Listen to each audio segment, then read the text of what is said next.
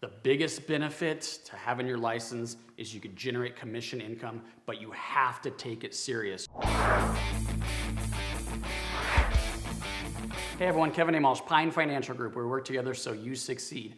If this is your first time checking out this video or this channel, be sure to hit subscribe and the notification button if you're on YouTube, or hit that like button if you're on Facebook. Today I have a very special guest. You know him, you love him, Travis Spear. We're talking today about whether you should get your real estate license. And I think it's gonna be an interesting perspective because he has had his license before and elected to let that go.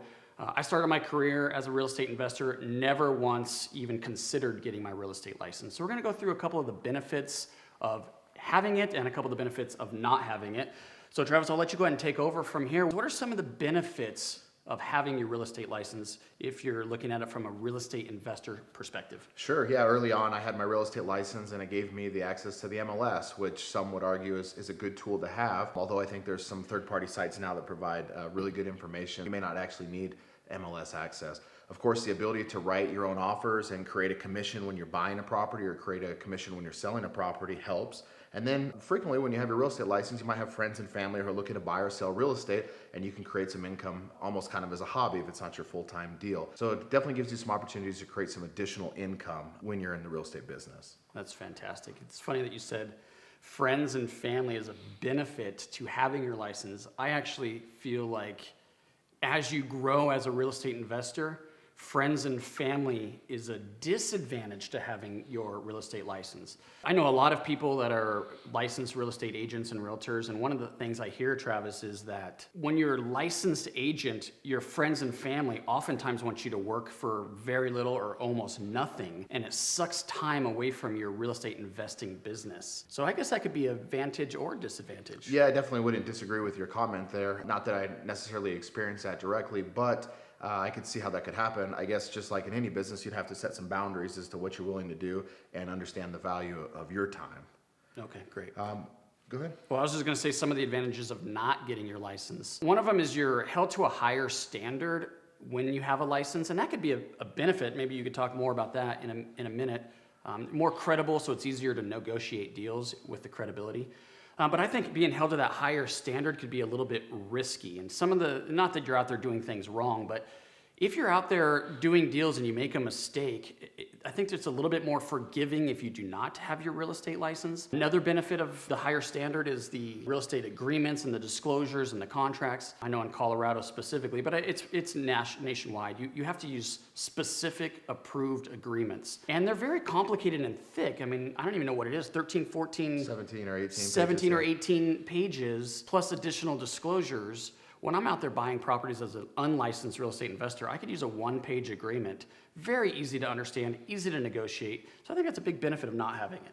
Yes, absolutely. There's the benefit there in the ease of negotiating with people because which one are they going to prefer, a 17-page contract or the one-page contract? But at the same time, I think that there's a certain amount of credibility that comes with using that full contract. Now, you can still use the full contract and not be a real estate agent. You can download those forms typically for free at state websites and run through it with your seller. So there's a good opportunity to use that without being licensed. One of the reasons I let my license go was because I was starting to buy property directly from some owners, doing some development deals where I wasn't even representing myself on the resale side, and also managing all of my own rental properties. That higher standard that you're held to, I felt like it was better for me, since I wasn't using that license to create a regular income, was to let it go so that I could have a little bit more flexibility in the way that I handled my investing and property management side of my business. No, that's perfect. And that's exactly what I was just going to go to, is one of the advantages of not having your license is the time it takes to write the offers, negotiate the deals with the other agents, and then you get a contract, and then there's the inspection period, and you have to deal with all the inspection items. I find it much better use of my time to go ahead and let an agent do that. I'm very happy to pay them a fee because my time is better used out there finding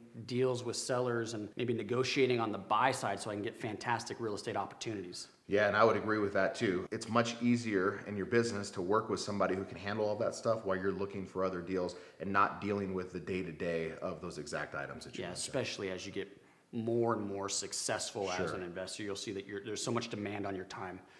One other one that I wanted to throw out there is the costs to have your real estate license. There's fees to go through the school and to get the license. I think there's cost to actually take the tests. You got to hang your license with somebody, and there's usually office fees and other fees involved with that. MLS access fees. You got CE credits. Oftentimes those continued education classes cost money. What does it cost? I know you're licensed, or we're licensed in Colorado, so we have to speak specifically to that, but what does it cost to get a license and maintain that? Yeah, so to get the license, I guess in year one, you're probably going to be somewhere around $2,500 to $3,000, depending on where you test, whether you pass on the first time, pay all of your fees and all that, and then sign up in an office.